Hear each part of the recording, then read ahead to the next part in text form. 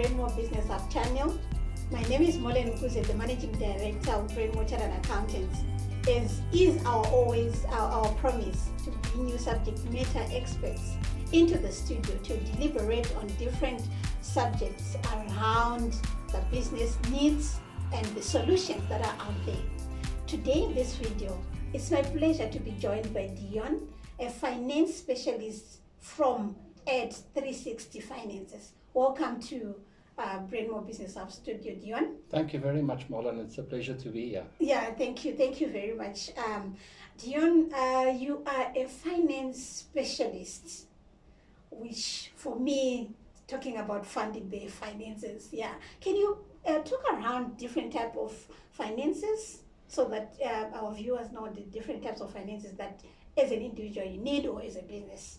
Certainly. So if you are a business, there's basically 4 types of financing that you could consider. Yes. There's a business loan, which is a form of unsecured lending. Yes. Then you have what's called trade finance. So I want to buy stock, yeah, or I want funding for a purchase order. Yes. Then you've got asset finance. So asset finance can be for a truck or for Okay. computer equipment or something like that. And then lastly, you get commercial, industrial or agricultural property finance, which Okay. obviously relate to buying a property. Okay. Oh, okay. So understanding these types of finances can actually help you to know where to get what and how to get what, right? Because we are talking about maybe asset finance, which means there's an asset that you want to buy around there. It's quite interesting. I never thought it's around that way. You know? Yeah, I think it's very important to understand where your business are at in Yeah. terms of its development. Okay. And what that actually positions you in terms of what you could access in terms of financing. So if I'm a startup business, it's going to be kind of tough to get commercial property finance. Okay. But certainly if I've been going for, say, 6 months and I'm generating some cash flow, Yes. you could probably go and access some form of unsecured lending. Okay. So where you are at in terms of your journey as an Yes. entrepreneur is very important. Yeah. And of course, your accountant can help you to understand where your business are at Yes. and what sort of financing you can reasonably expect to be able to access. Yeah. And you see, the subject of finance is very important because, businesses are going through different growth stage. And at a different stage, they require finances. But as a finance specialist, there are a lot of things that you need for someone to successfully get a certain type of finance, depending on what level they are. But there are certain critical things that you need. Can you maybe talk us through? So certainly, if you're a business person and you want financing, you basically have to answer 4 questions. Yeah. For the financiers to consider your application. Okay. Firstly, you need to tell them what do you want and why. Okay. And here you've got to be very specific about what you want. Yes. So earlier this day, I got a client that wanted a purchase order funding. Yeah. And on the purchase order, it says the installation. Okay. What is an installation? I can't put the installation on a bucky. What is this thing, installation? There's no clarity in terms of what it is that you actually want. Okay. So if you want funding, be absolutely certain, absolutely clear about what it is that you want. So let's take an example. I want 500,000 Rand to buy stock from this supplier to fulfill that purchase order. This is going to be how long this trade is going to take me, 6 weeks or 8 weeks. And this is my margin, my profit margin. Okay. Then you clear, and then the financiers understand what you want. Okay. So you are saying the first thing is to understand what do you want? Yeah, because if you don't know what you want, how must the financier understand what you want? Yes. The second thing that you then need to do is you need to draw a direct line between what it is that you want and how you're going to repay the money. Okay. So the worst thing in the world is to tell the financier something like, I want working capital. Yes. What do you want to work this capital for? Okay. Oh, yes. Yeah, so if you, for instance, say, I want to get funding for a new delivery vehicle. Yes. Then you can say, well, look, I've made all of these sales over the last couple of years. My accountant has produced my financial results. Yes. I can show you my cash flow statement that my accountant has prepared for me. And now I want to get into the new area. Let's say I want to go into Mpumalanga. And I need a vehicle. Yes. So I project with the help of my accountant. I've done this cash flow projection and I think I can make these sales and that's how I'm going to repay this money that I'm borrowing from you for this vehicle. Yes. So that's the next thing that you need to do, is to draw a direct line between what do you want yes. and how you're going to repay the debt. Because remember, financiers are also in business. They want to know, are you going to be able to pay back? Financiers is farmers that farm with money. That's the seed. And your business is the soil that they want to put that seed in. Wow. So they want to know that they're going to get the return, right? They're not an NGO. They're a for-profit organization. The third question that you need to answer then is, why should I believe you? And here you mustn't take offense. Okay, they don't know you, right? So they need to understand that you have both the character and the competency to be trustworthy, right? So they're going to do a background check on the customer to understand that this customer is a person of integrity. They pay their accounts and all of that. And then they want to know that you are a competent person. So let's say, for instance, you're a wholesaler. And you're distributing your product to wholesale customers, right? They are going to want to look at something like your debtors book, your age analysis of your debtors book, where your accountant can actually prepare that for you and show how your debtors are actually performing in terms of paying you and how you are managing those debts. Right? If you can show that you've got a real handle on what's happening in your business with your debtors book, that speaks to your competency, right? Now, your your accountant rather, is going to prepare your financial statements for you. And the worst thing in the world is to get an opportunity and then phone your accountant on a Thursday afternoon at 4:30 and tell them, I need to submit this document to tomorrow morning, okay? Because then you're going to miss the opportunity and you're going to cause a lot of problems for people. So I always say that that opportunity is where preparedness, luck is where opportunity and preparedness meet, right? So I always tell people who want financing, work with your accountant at the beginning of the year. Sit down and say, look, I'm going to do these sorts of deals in the next year. This is what I'm going to need. And you and your accountant then make sure that you've got your financials in place, you've got your management accounts in place. And I always tell people, put your stuff in the cloud, you know, this cloud, wonderful Gmail thing there. Put it there, because if you constantly update that little package of documents that you're going to need together with your accountant, you are going to be ready for when that opportunity comes. I think you were speaking, before you move to the fourth one, you're talking about the preparedness. And I think as a player in the small to medium enterprise businesses, I've seen that many times. Maybe some clients, they don't even know the value of record keeping. I think we have done a lot of records around record keeping and how it can open opportunities for your business to grow further. Imagine now, you as a financier, you want records, you want the cash flow, you want all this. And as a business, you need to start preparing that. At that particular point, maybe you are given 10 days to submit those documents if they're not there. So which means, from you, when you are assessing, you are saying you are not prepared. Because you are saying, as financiers, you look at your preparedness, which means you are looking at your attributes. Do you even know your numbers? Do you know your debtors? If you don't know, if those things are not in place, then tough luck. You might not necessarily be fitting in for being financed. Yeah, and it's also a bit of a tragedy if you have successes in your career. So let's say you're installing solar equipment for different companies. I mean, keep a record of your successes, because all of those successes that you're recording cumulatively speaks to your ability to actually deliver for your clients. And your ability to deliver for your clients directly relates to your ability to pay the financier. Right? So if you can show that you are a competent person and you keep a record of that, then your chances of securing finance is just so much better. And let's be honest, right? You want that person on the other side of the table to have some respect for you, right? So I mean, get your ducks in a row. So I think it actually talks into, there's this thing or a myth around to say, it's very difficult for small business to get funding. So, but I'm seeing the reason and the traits why it's difficult. One of those, some of those things are the preparedness of the small business. I mean, you want me as a bank or as a financier to give you 500,000, but you cannot even prove to say you have thought through the whole process of getting that money.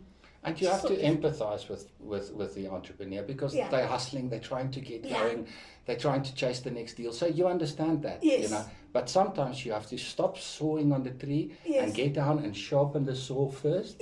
And prepare yourself, and then you become much better at sawing down the tree. Yeah, I think that's why platforms like this are very useful, because it's education around that, your preparedness and what you need to put in place for. So this, to our viewers, these discussions as an entrepreneur, it sets you apart, you know, into growing your business to where you need to be, and also getting the right funding that you need and what you need to put in place, because it's a reality. I know as an entrepreneur, you're saying we need to sympathize, because it's hard to be an entrepreneur. You need to fix that and that and that, and without knowing, I need funding for this equipment, and all the books are long back, they were in the boxes and not in order, you know. It's we do sympathize, but I think education plays a critical role in educating them to say, okay, let's put our books in order.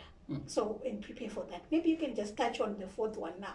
So the last one is absolutely critical, and that is, you've got to say to the financiers, what happens if you fail? Yes, okay. So if you are going to get funding for something like a property, right? The property represents the collateral. Okay. So it's painful to think about it. Okay? But the funder can get the money back if you stop paying, right? Yes. By selling the property.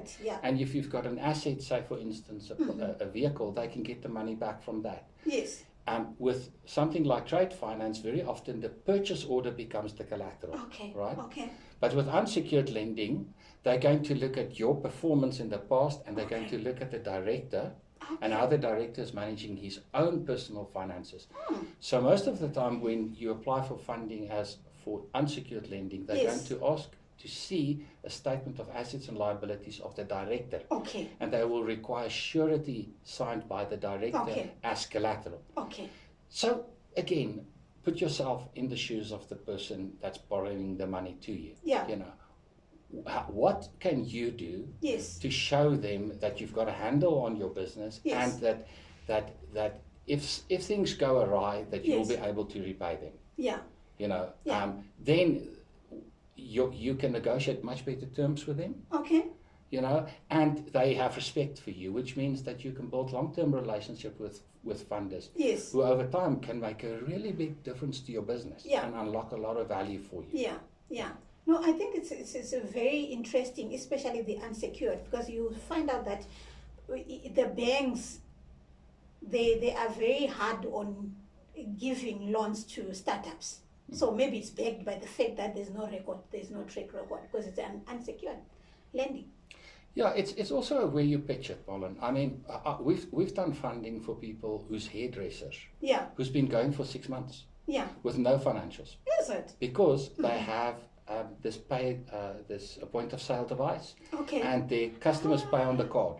So they're showing on that record that there's cash flow, right?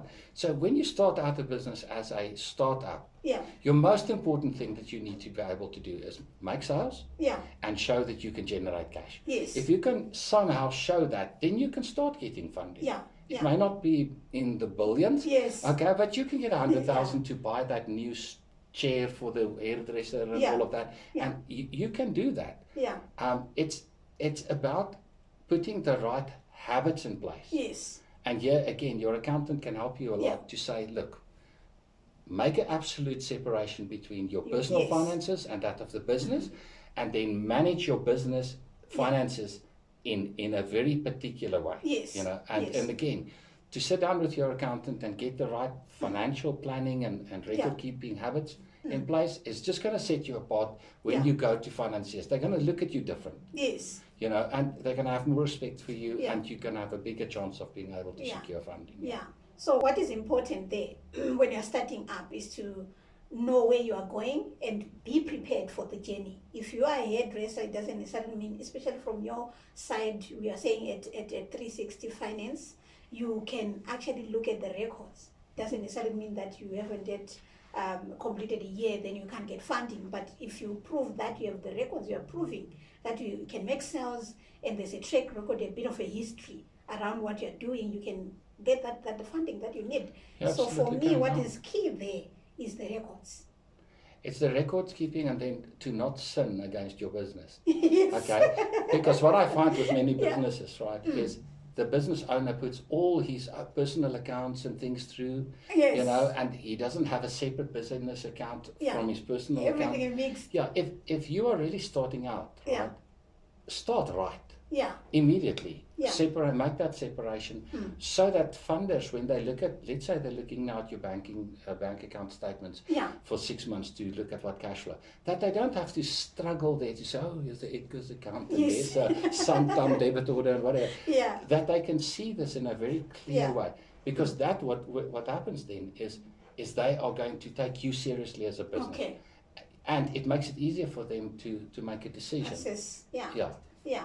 Okay, so thank you very much, Deon, for those 4 questions as well that financiers want you to answer through your application for it to be very, very successful. So tell me in briefly as we wrap up, what do you have to say to people who need different funding, like as an advice from, you are sitting on a seat of a financier, and also I know you are an entrepreneur as well, so you are able to balance both ways, but still for that business or that business person to be successful, they need to talk to people like you for you to give them money for whatever they want to. What do you have to say? What is a key word of advice that you need to give a person like that? So obviously you have to plan. Yeah. And you have to know, like you said earlier, where you are going. Yes. You know, so it's very important that you must have a properly laid out plan. Yeah. Unfortunately, most people, right, when they start a business are just hustling. Yes. And they're just trying to survive, you know. But to sit down and say to yourself, okay, where's this business of mine going to be in 5 years or 7 years from now? Yeah. And who are the partners I want to take with me on this journey? Yeah. You know, I think that's very valuable. Yeah. To start a relationship in the right way with an accountant. Yes. You know, and to ask that person who's seen it all before. I mean, your accountant has seen failures and successes in many different guises, you know. So to sit down with an accountant to value their time. Yeah. You know, and what they bring into the party for you, you know, and to gain advice from them. Yeah. It's very important. And then make that absolute distinction between your personal finances and that of the business, and start to treat your business not as an extension of your personality, for crying out loud. The business is a separate entity, right? Yes. You want to get to a point where that business is operationally and financially separate from you. Yes. It must have a life on its own. It must be able to have assets of its own. It must be able to stand on its own feet. Yeah. You know, and that doesn't happen by accident. You have to have a real concerted effort to be able to achieve that. Yeah. Yeah, I think it's very key to our clients, our viewers who are in business, and those that are actually looking at expanding. Make sure you make intentional decision about your business. Like, plan about it. I think in one of our videos as well, we had a discussion about strategic planning. How do you plan for where your business is going and all those kind of things, which Deon is actually endorsing. And also, you kept on talking about the relationship between the accountant and yourself, because those are the custodian or the accountability partners. That's our mantra, by the way, where we look at, okay, how are you expending? How are you doing your expenditures? How are you paying whatever you are paying, and making sure you implement the advices that you get from your accountants for the growth of your business? Absolutely. That was a very important point that you actually highlighted there, from a seat of a financier perspective, because many business ideas die because they don't really qualify to be funded for, maybe because of the culture or how the person has been running through the idea, but they probably be worthwhile ideas. Absolutely. Yeah. So I think, thank you very much, everyone. Thank you for watching. If you enjoyed this content, in the next coming conversation with Deon, maybe we're going to go deep into what is trade finance. How do you qualify for that? So keep watching this content as well. I know, Deon, you also have like your YouTube, right?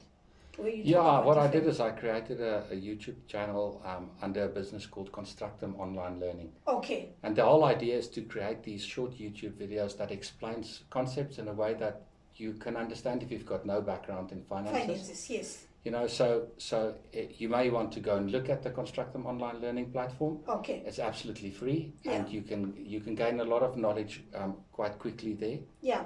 I also invite people, you know, to connect with me on the platform and pose questions. So if you've got questions, I was just coming now from guys who do solar installations. Yes. Which is an absolutely new thing in the marketplace at the moment. Yeah. So if you are in that field, or you want to do something strange that people haven't done, ask me. Nothing is strange to me. I've seen it all before. Yeah. I can at least introduce you to people who can give you at least some direction. Yes. You know, because I've for my sins been exposed to a lot of different things. Yes. Okay. So I invite people to contact me. Yeah. Thank you for that, Deon. Remember to subscribe to this channel as you continuously see that we are posting premium content, which is going to help you to grow your business to the next level. And don't forget to hit the notification button. Thank you.